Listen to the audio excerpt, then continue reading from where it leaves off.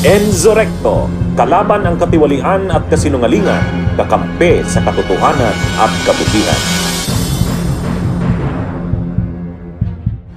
Maaari na muling mas madaling ma-access ang listahan ng yaman at ari-arian ng mga opisyal ng gobyerno batay sa Memorandum Circular No. 3 na inilabas kahapon ng Office of the Ombudsman. Ayon sa memorandum na ito, hindi na kailangang ipagpaalam sa isang public official kung mayroong nanghihingi ng kopya ng kanyang Statement of Assets, Liabilities, and Net Worth o SALN. There is no need for consent on the part of the public officer whose SALN is requested. The only thing that the requesting party needs to show is ID, and to make sure that he is not a fictitious person, that he is indeed the person that he purports to be given the IDs. Yun lang po. Ayon kay spokesperson at Assistant Ombudsman Miko Clavano, isa ito sa nakikitang paraan upang makapagsagawa ng lifestyle check at gamiting ebidensya sa pagsasampa ng kaso sa mga nasasangkot sa katiwalian at korupsyon. Samantala, nilinaw din ito na hindi hawak ng ombudsman ang lahat ng SALN ng bawat opisyal ng gobyerno, kundi tanging sa presidente, vice-presidente, heads of constitutional commission at local government officials lamang. Congressmen and senators file their SALNs with their respective secretariats, and the members of the judiciary file their SALNs with the Supreme Court. So these are the institutions that we are calling on to follow suit in the policy of transparency, and so that they can release as well the SALNs which are within their jurisdiction.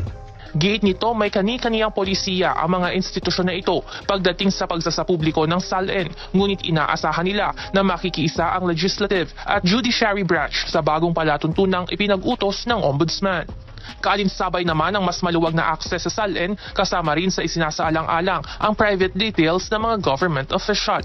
Hindi na makikita ang permanent address ng mga ito, maging ang mga detalye ng kanilang mga anak na menor de edad. It poses a security threat on our public officials, and of course, for the minor children as well, if we release those types of details.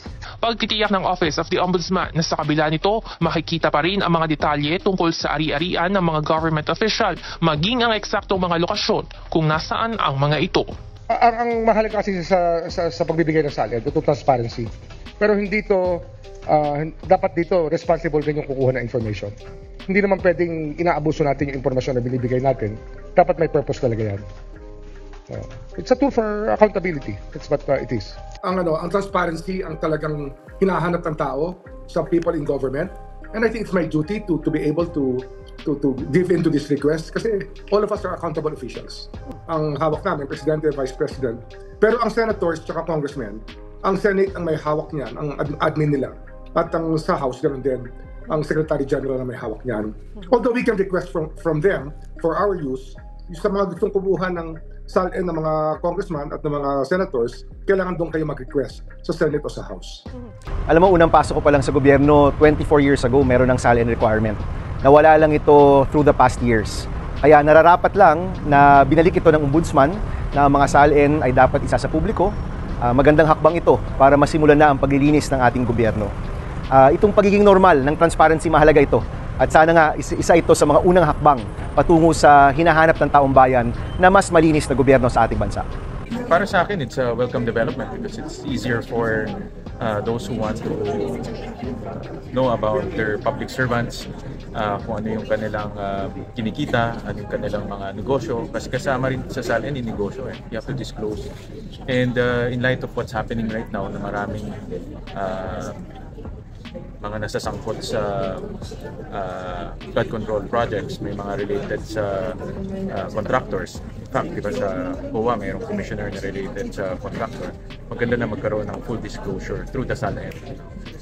Pero mas maganda yung gagawin ng COA. In addition to full disclosure, diba sinabi nila magsasign sila rin ng document, declaration of conflict of interest. So in other words, not only nakasulat doon kung anong kumpanya, dideclare nila kung yung kumpanya na yun may negosyo sa gobyerno.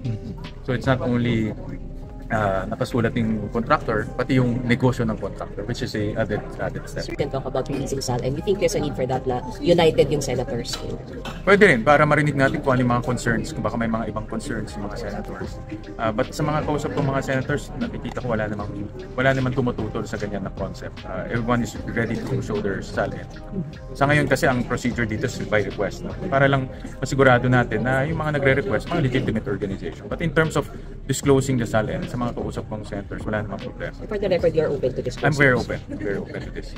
Oo naman, kasi maliwanag naman yung batas that has to be made available, no? For transparency and accountability. Ito lang nakaraang ilang taon, naghigpit sila, no? Na hindi naman yun ang sinasabi ng batas at hindi yun ang intensyon. And you are open, sir, na ilabas din po sa publiko po ang initiative? Yes. In fact, ang naalala ko, nung unang termino ko at second term ko, basta may mag-request, ano yun, dapat ginagawang available.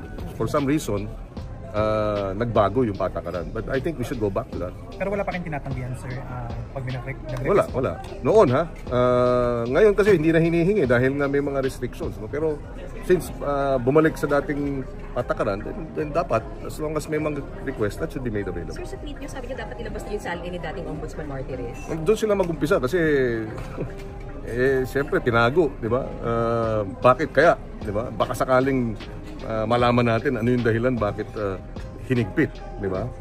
So, but anyway, of course, that's up to the current ombudsman to decide. Sir, because one way of preventing corruption. Definitely, dahil kasi ang anti-graft laws natin, pagka hindi commensurate dun sa income, yung wealth, ano yun? Prima facie evidence na yun, na ill-gotten. It's now the burden of proof on the part of the public official na patunayan na hindi ill-gotten yun. May presumption, may prima facie presumption that it is ill-gotten if there is a disparity between what is in the SALN and yung kanyang, halimbawa, yung SALN mo nakalagay doon, ganito lang ang halaga mo, net worth mo, tapos meron kang mamahaling relo. Yung pa lang, bakit hindi commensurate dun sa may prima facie evidence na yun of that it is ill-gotten. Sir, paano pag hindi nilagay sa SALN? Yung mga ganun din. Kaya nga, kung wala sa SALN, pero merong hawak-hawak mo, suot-suot mo, bakit hindi nakalagay sa SALN? Yun ang violation. No, anti-graft yun. If your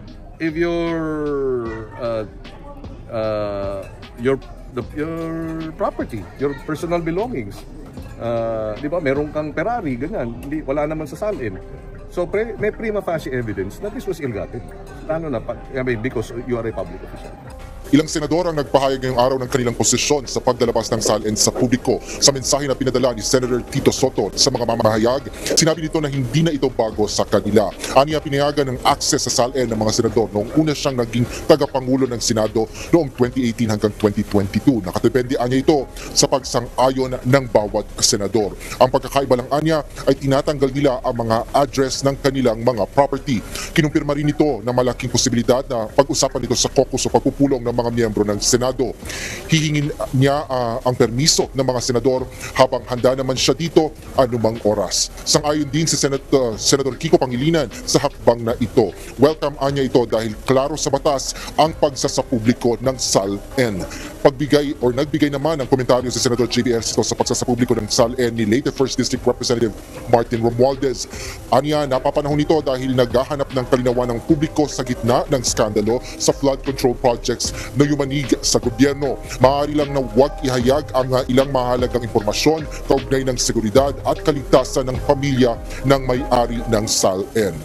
Bunyog! Bunyog! Halikan na kasama ka! Bunyog! Kapag buklod ay may pag-asa, Luzon, Visayas, Mindanao, isa ang pananaw. Sa bagong Pilipinas ang bunyog isisigaw.